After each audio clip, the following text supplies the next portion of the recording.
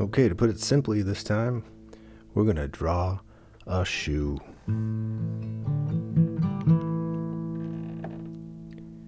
What type of shoe should we draw?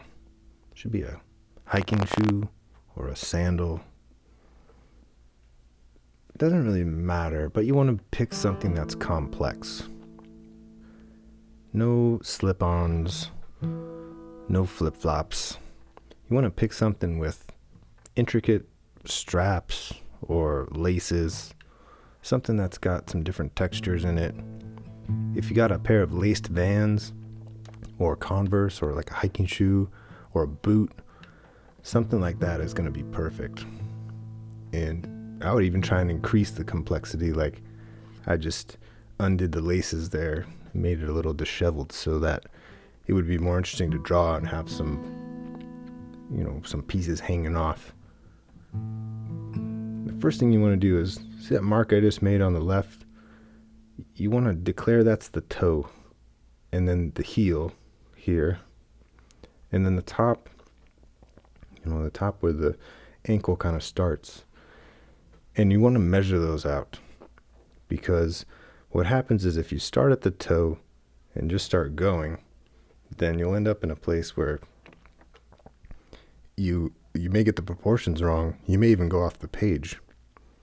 And the secret to this shoe drawing is that this is actually an anatomy lesson. So you can't really draw the shoe without thinking about the foot that goes inside of it.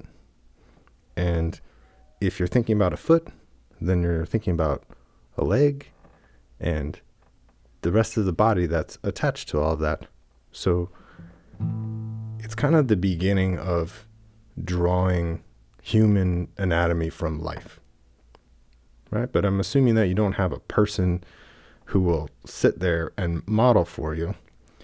So a shoe is a really good, pardon the pun, stand-in for a model. It's inanimate, it'll sit there, but it does suggest, the human body. And it does have all these overlapping sort of little forms that are going to help if you want to do something complex, like, draw characters or superheroes or something like that. And you just start real loose, go around, put the toe in the right place, put the heel in the right place, and bit by bit, go through the entire shoe and just put things where they are.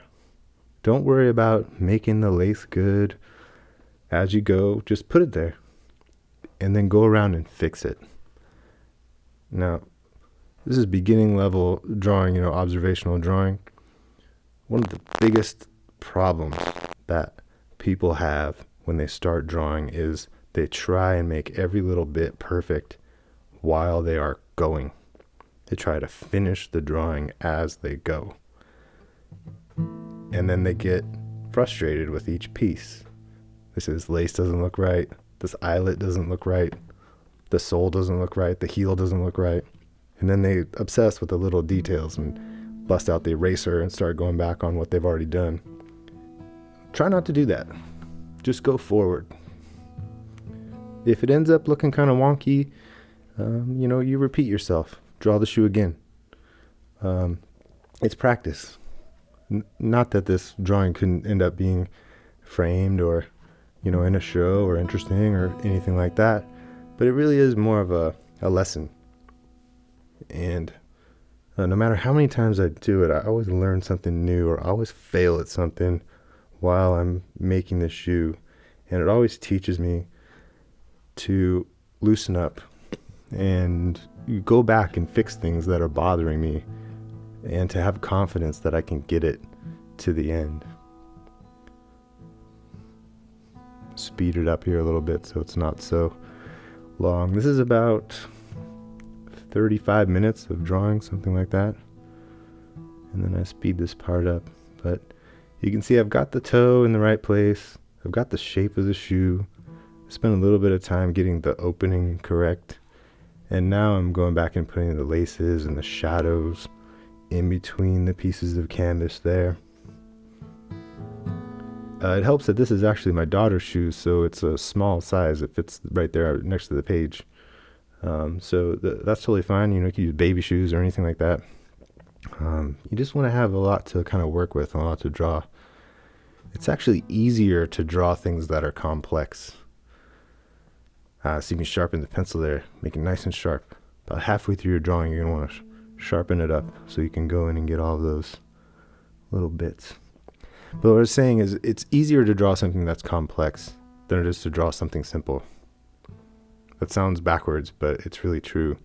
If you tried to draw a perfect sphere, it would be very, very difficult. But drawing a rock with all its little chunks missing and things like that, with all its complexities, is easier than drawing that perfect sphere. So in this case, this kind of old shoe that's, it's kind of floppy and the shoelaces are all undone. It's a little bit easier. And you can go down, don't worry too much about shadows. You really want to worry about proportions first, and then getting details, but also something called line variation. So you can see that black line that runs around the entire, bottom sole of the shoe.